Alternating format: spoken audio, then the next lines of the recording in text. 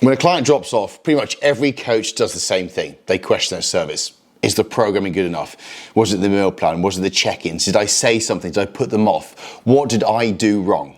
And almost every time, it's none of these. Lloyd averaged around 2.8 months initially with every client he worked with. He was a great coach. He was super knowledgeable. He actually cared about the people he helped. He had empathy and he put in the effort. But despite this, clients still left early, under 6 months, and there was plenty of work left to be done. But we implemented one change that took his average to 6.7 months. And none of it had anything to do with the quality of his programming. And in this video, I want to show you the core reason why clients drop off and how you can actually control this and increase the retention of each client that you have inside your service. This isn't just good for your peace of mind. You obviously earn more income per client, but the longer they stay with you, the better results you're going to get, the better chance of relationship, the more indirect inquiries, but also the more referrals you're going to push off the back of it. And it massively reduces the burden on acquisition because you don't have to live on socials anymore, having to build your client base up once every quarter of the year now. You can actually relax knowing that each client that's going to come into your service is more likely going to stay for longer. And the longer they stay, the more understanding they're going to have that this is a continual thing. They don't just have a diet and then leave. It's a lifestyle change, which in theory never ends. So the first thing we need to consider is there is a big gap between where the client starts and where they want to be. So at day one, you have them joining your service. And then somewhere over here, we have their goal. And to be honest, this is probably like a good sort of 3-6 month goal. We want to actually program a 2-year goal and show it to them so they see the bigger picture. But for the purpose of the video, we're just going to focus on just say, there's a goal. And when they sign up, their motivation and intent is quite high. So they're going to be enthused, they're going to be excited, they're going to be motivated. But throughout that process, they then start to kind of listen to their internal thoughts. They then doubt, motivation drops and wanes. And there's a period of time where there's a danger. If we cross below this line, they're at the risk of dropping off because they have to have faith between them without the result before they notice the physical change and the irrefutable evidence. So if we drop below, the chance of them is leaving and exiting the service increases. So what we have to do is we have to obviously keep that momentum going, but we have to continually remind them and show them where the progress is. We have to reinforce and show them the signals of progress up until the point where it's impossible to ignore, and their faith continually stays elevated across that threshold of worrying about they're not making progress. And the thing with this is, if you didn't believe you're going to get a result, why would you put in the effort? A lot of us aren't afraid of hard work if we know it's going somewhere. And there's an awesome quote that sums this up. I think it was Bedros Keuilian. The difference between discomfort and suffering is discomfort is pain knowing that it's going to lead somewhere. Suffering is pain not knowing if it's going to pay off. And it'll be the same for your clients because they don't have the understanding that you have. They don't have the experience, so they're just operating with a wing and a prayer. So what we have to do is we have to maintain faith.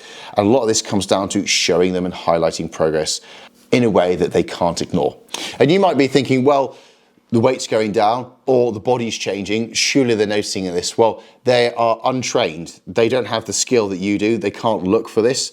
Another thing is you've got to appreciate that this person right here, they're coming to you with doubts and preconceived beliefs that they're not going to achieve it because they haven't received the result yet. And we have a very small window in their life. What is it? Like 2% of the week you're actually present. So you have one little positive influence, which is this arrow here. Yet they have one negative thought. They have maybe a family member with a negative thought. They doubt themselves, they see a reflection. That confirms that they're not making progress. They can't see the result. Then they have another colleague at work. They say something. Then they check out and they compare themselves with other people. They make another comparison because we live on social media and there's more and there's more. And then all of a sudden, that giant fear-based internal thought, thinking they're not good enough, they're not worthy, lands. And all we've got to do, all we've got is we've got this little thing here, which is the check-in saying, cool, more of the same, keep going. Again, 2% of their week is you, 98% is them on their own, just experiencing reality without you being in it. So this is when we look back at this graph, it's very plausible that they're going to dip, the motivation is going to dip, and there's going to be multiple opportunities for them to kind of sink back and believe that it's not going anywhere if we're not showing and we're not highlighting. And believe it or not, a lot of coaches don't do this well enough, they don't do it frequently enough, and this is one of the core reasons why Lloyd struggled initially.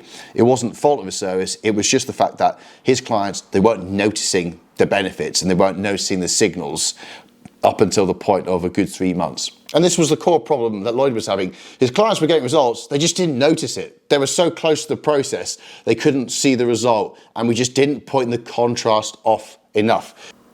Because I bet you this, if you're working with a similar niche, which is Gen Pop lifestyle transformation, there's one thing they obsessed about over and over again, which detracted their focus off the real result. And due to my artistic talent and flair, those wise of you in the audience will know that that's a scale.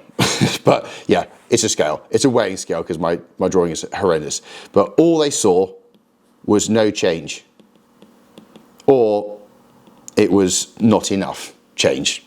They would just fixate on that, despite the fact that their density was changing, despite the fact they were building muscle, despite the fact that the body composition was changing, but this didn't shift enough. So they started to doubt, and that was the only thing they fixated upon. And we didn't do a good enough job, or until we became aware of it, we didn't do a good enough job of convincing them not. And a big factor which influenced this was doing 6-week progress reports. And with this, if you were doing it weekly, they didn't really pay attention. There wasn't enough of a change. 6 weeks was a perfect frequency, because a video where we show ethically the biggest contrast from, let's just say, the first photo to the latest. If we could show that and show an ethical contrast, again, we don't want to take the piss, but we want to show some visual change where they can notice it, and we can tell them where to look. We can say, well, if you look from here to the belly button to like here, look at the contrast, look how it's changed from here to here.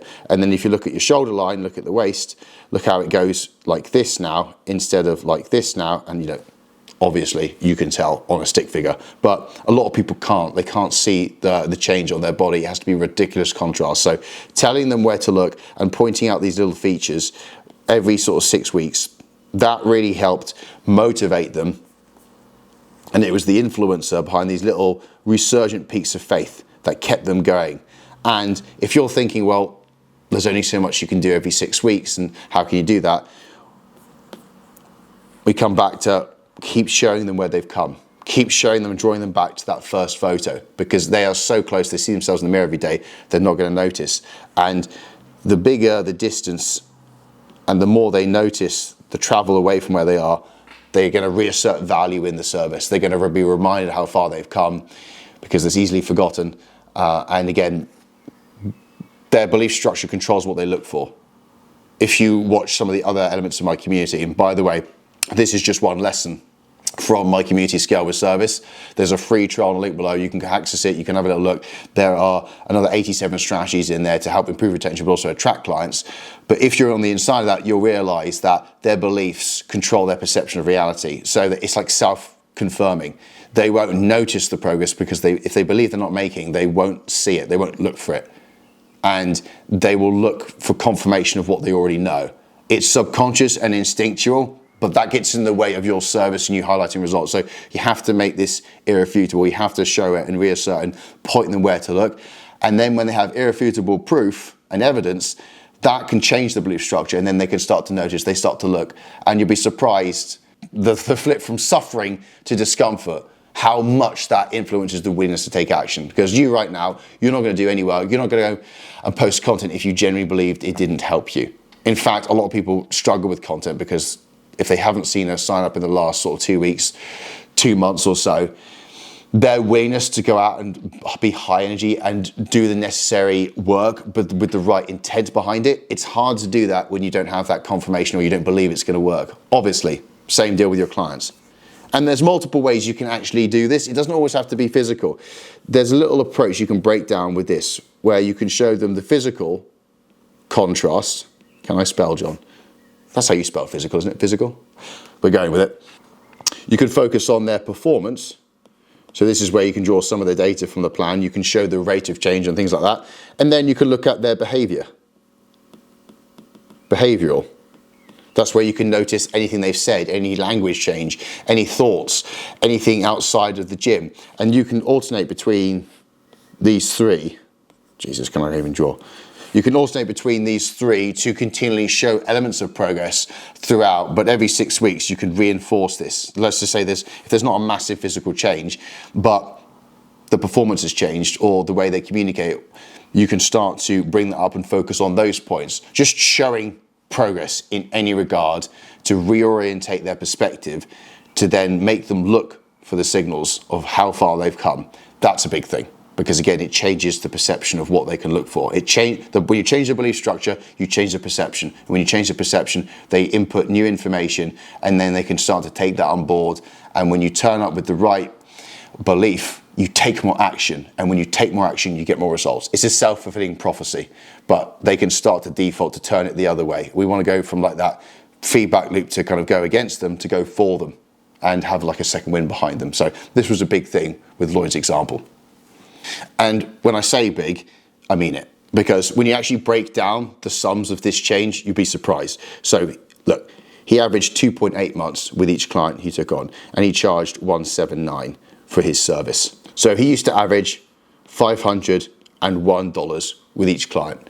Then when you calculate it going up to 6.7 at $179, his new average was $1,074 per client he took on.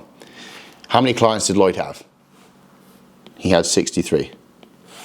When you multiply that across the service over a 6-month period, that's circa 45K. Over a year, 90K. That's almost 6 figures earned additionally purely through expanding the lifetime he had with clients. That's not necessarily additional clients coming through and masses of leads and changing the marketing. That's the increased income you can net into your business if you extended the lifetime on an average basis across the client base. I am incredibly passionate about retention and service because I know this is how pretty much every business can scale, because you might not have masses of exposure, you might have a massive audience, but that doesn't mean you can't grow as a coaching business. You just need to know how to nurture people off the back end and how to keep people inside, because I also know that you're not going to earn more income per client, but this is going to be a gateway because you're going to get more indirect inquiries, which are going to pull people into service, and then also you're going to get more referrals. I don't know why I've drawn those symbols, they make no sense, but referrals are incredibly valuable in any business, and the best part is everyone knows 4 to 5 people, and if you can improve the experience on the inside, that's going to help with lead generation and the fact that they're getting better results as well, because you have more of a contrast, they stay with you for longer. That's also going to lead to more marketing material that you can use to attract more people in. So you're not only earning more, and in this case Lloyd did earn almost an extra 100K over a year into his business, but it massively helped his efforts attracting more clients into the business on top of this as well. So this stuff is incredibly important. And this is just one example of how you can improve retention. Inside the community, I cover multiple strategies. So for retention, we've got service frameworks. We've mentioned progress reports. We could look at client projections. We could look at when to ask for referrals, how to ask for referrals. We could look at the psychology of influence. We could look at 2-question frameworks. We can look at the 2 truths hypothesis. We could look at Socratic methods and reasoning. That's inside of service. For ourselves, we can look at raising our own standards. We can look at what we need to do to become the coach that people want to work with. And then how do you influence people with your content? How do you understand someone's reality where you can speak it back to them in more detail that they can understand themselves? So you stand out, become the market of one, and people come to you despite the competition. There's a link with a free trial below. Sign up to it now. But that's it for now in this video. Don't leave it up to the client for them to notice progress. Point it out in detail and do it at a relatively good frequency so the irrefutable proof starts to stack up and they simply have to change what they believe. And the good news for you is this doesn't have to last for long. As soon as they notice that massive contrast and they can't ignore their own body, the fact it's changed, that's going to propel them even further, and hopefully they won't shut up about it to their friends.